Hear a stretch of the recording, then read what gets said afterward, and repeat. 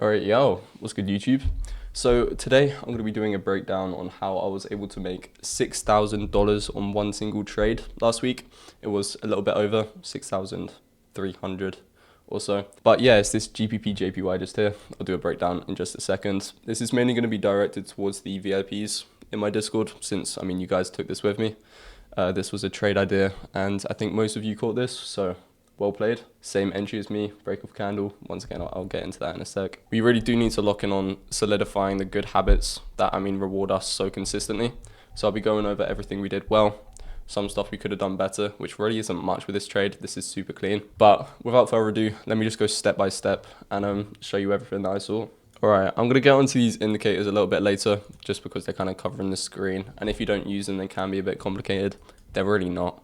They are so simple. Let's start with how I start every single trade, which is going to be the market structure. As you can see, from where we need to concern ourselves with, which is going to be the current day, it is super uptrending.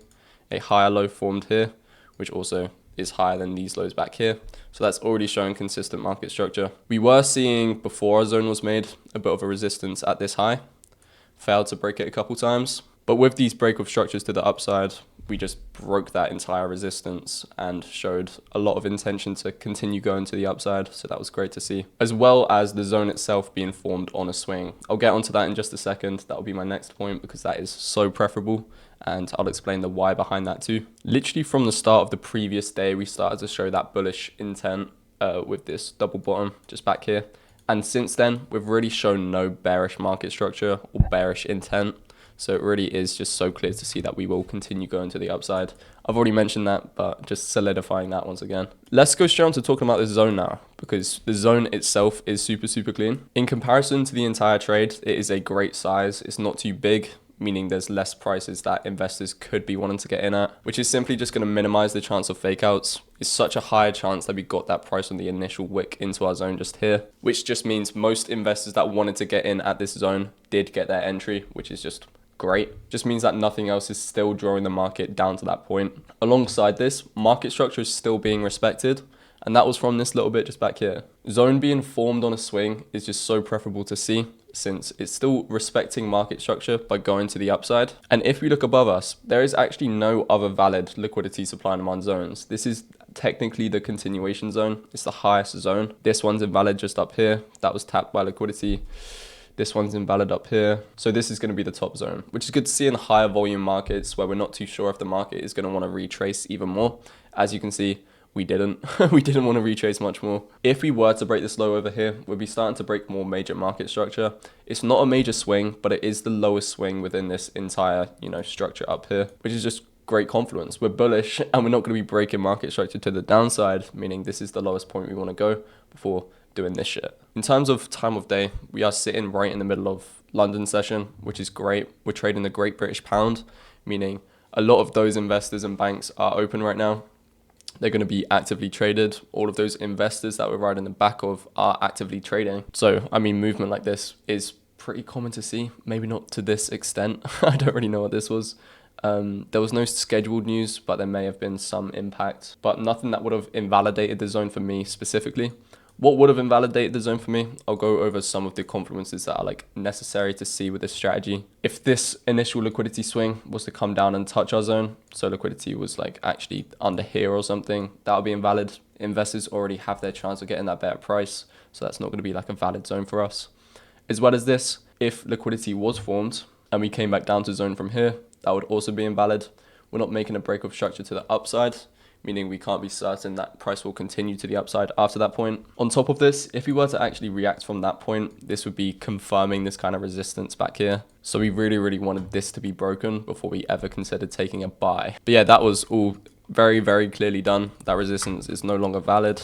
And then after that point, if this structure towards our zone was a bit less clear, if there were more bearish swings coming to the downside. This is kind of a bearish swing. It's more reactions from a potential demand above us. I'll talk about that a bit more with other confluences in a second. But if you were to make a lower low, then another lower high, another lower low, another lower high, that would be way too bearish market structure considering we want to be bullish. If we want to continue to the upside, we wouldn't want to see bearish market structure coming towards our zone. I think most of you guys in the Discord know all of these kind of confluences by now. It's not really the strategy that takes so long to learn.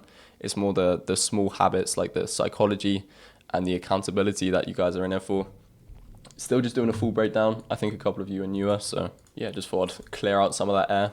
Speaking of new things, terrible segue. Let's talk about this new indicator. Well, firstly, we can see the 200 EMA is just so clearly in favor. We're above the 200 EMA, close to tapping.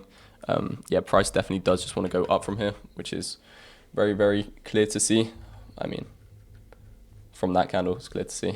But if we go back to our entry, we can see that the point of control is above our zone. This is using the session volume profile, which is the new indicator that we use. If this point of control was sitting within our zone, so this highest point of volume within our session, if it was within our zone or below our zone, then this may not have been an entry. There's a high chance that when it's in our zone, we can get faked out. It kind of serves as a magnet, so we'd be kind of going up and down in price from around that point. And since it serves as a magnet, if it was below our zone, then there's a high chance that we just shoot straight through. So the fact that this was in favor for this trade is so nice to see. It's something that we've seen improve our win rate like crazy in recent markets. So yeah, this is over a bunch of my personal backtesting data and a bunch of other people's as well, to be fair. But I think constant optimizations like this is never going to be bad. I mean, the strategy itself is relatively foolproof, but if we can make it even better with one indicator, it's just about not making it complicated. This is so clear to see. It's not complicated.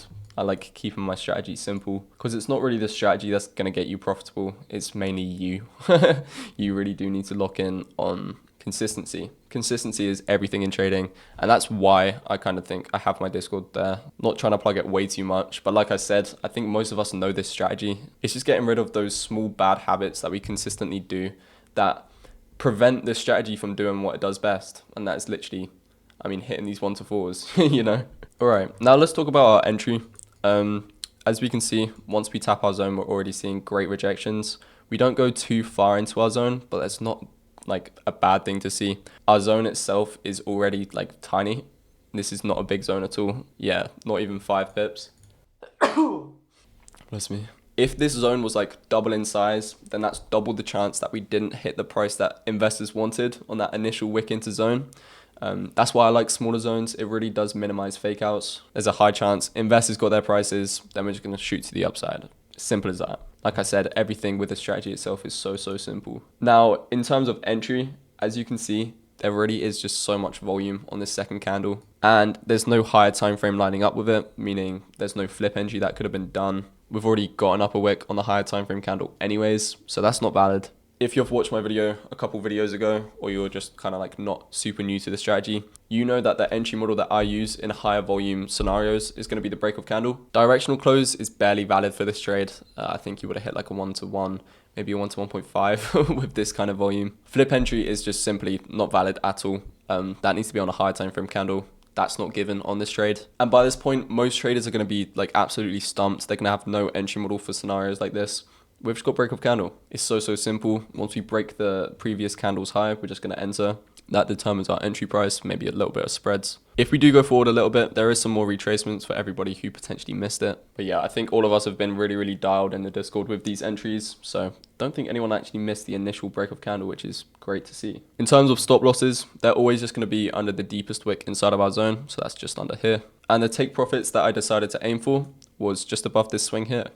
As we've kind of established with the strategy, under every swing low or swing high, there's going to be a pretty strong level of liquidity, meaning the market is just going to want to be drawn to there. Still could have even gone to a 1-to-5.5 at this highest high, but not looking to get greedy. A 1-to-4 is still an insane risk to reward to most people. Who are we to complain? We've just covered 4 entire losses in one single trade. After you've gone through a potential losing streak, which happens to be like 4, 5 on like a really bad losing streak. With the LSD model, you can literally make that all back in one single trade. So overall, if I was to grade the setup and the outcome in general, I'd say it's an A quality setup with a fucking great outcome. This could have easily been a 1-to-3, just filling in all of these fair value gaps, kind of imbalances. A 1-to-4 with this kind of volume is just easy. It was so easy to catch. And I think we all did really well with just letting this trade breathe. To be completely transparent. I think there's been a couple trades where we've moved to break even for capital preservation and the trade still won. I mean, this trade just really did reward our patience. We're just letting market structure do its thing. We went to make higher highs in an uptrend. Obviously, the market's going to do that. So I think one actionable takeaway that we can actually get from this trade is going to be stop putting our stop losses at break even more. Let our trades breathe more in the long run, because I'm not trying to prevent the provably winning strategy from doing what it does best, since we are using liquidity, supply and demand, and market structure all in our favor. The market is going to do what we want it to do most of the time. Most of the time meaning above a 50% win rate. My win rate is 60% consistently. So yeah, let's keep these lessons in mind and hold each other accountable to these lessons, because that's really where we're going to be where we want to be. There's a couple things I didn't mention, like the fake outs from the demands above us. I don't think I did anyway. If you still need help with technicals, I say everything on my channel. I say everything in a bit more depth in my Discord. But now is the time that you really need to lock in on those technicals to make the most of 2026. So shit, if you want help from me, I've got one-to-ones open right now. I think there's still spaces available, so I'd recommend you grab one. Why not? But yeah, if not, just like, subscribe, and I'll see you in the next video. Peace.